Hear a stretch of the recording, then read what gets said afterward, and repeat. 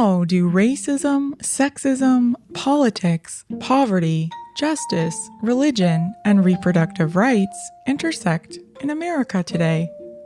Some might say this next author is an expert on the answer to that question. Welcome to Audiobook Reviews in 5.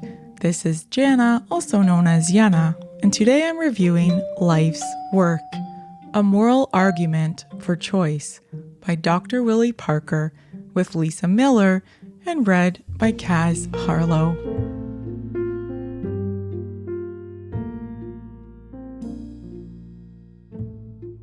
Dr. Willie Parker is a Black, devoutly Christian OBGYN who was born and raised in Birmingham, Alabama, and he has played a prominent leadership role within institutions working in reproductive justice across the United States.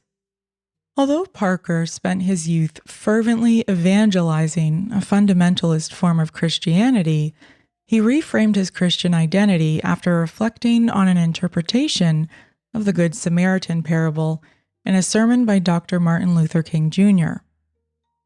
Determined to show compassion for all women regardless of their needs, Parker stopped practicing obstetrics in 2009 to focus entirely on providing safe abortions for the women who need help the most, often women in poverty and women of color, and in the hotbed of the pro-choice debate, the American South. Parker traded in his private practice and his penthouse apartment in Hawaii for the life of an itinerant abortion provider. He currently provides abortion care for women in Alabama and in Mississippi, where only one abortion clinic exists, and in Pennsylvania, Georgia, and Illinois, and he is the former medical director of Planned Parenthood in metropolitan Washington, D.C. This title intrigued me because Parker seems like an unlikely champion of reproductive justice, and yet, in many ways, his lived experience is what makes his perspective uniquely insightful and his words all the more persuasive. What impressed me the most about this audiobook was just how succinctly Parker captures distinct and seemingly unrelated experiences, and he aligns them for listeners and readers for more meaningful and poignant impact. And as Parker himself says, the best advocacy is always storytelling. The truth of people's lives is what moves hearts. That said, Parker is deliberately unsentimental in how he describes abortion care and his own past experiences and professional mistakes from which he learned. Again and again throughout this audiobook, he illustrates how cultural sentimentality around ideas of motherhood and paternalistic assumptions about why women seek abortions in the first place continue to hurt women and perpetuate unscientific thinking about reproductive rights. This hinders reproductive justice, especially for poor women living in deeply religious communities.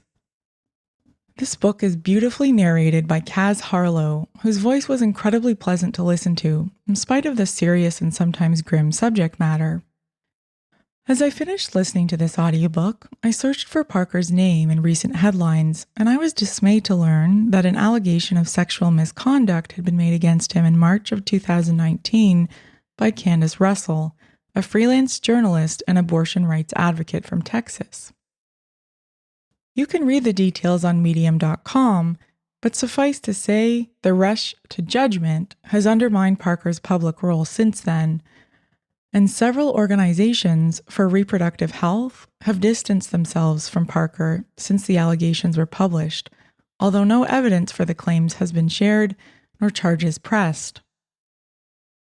In a March 2020 article in The Atlantic by Maggie Bullock, titled "The Me Too Case That Divided the Abortion Rights Movement," Parker is quoted as saying, "I would prefer to have been accused of murder because there would have been some effort at due process."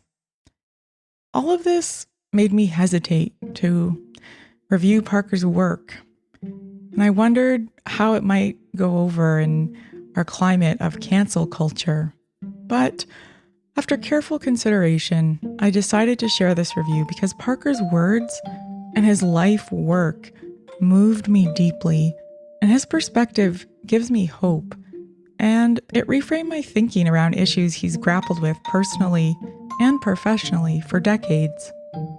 It also goes without saying right now that public health and public access to health services is top of mind. I'd love to know what you think if you give this title a listen.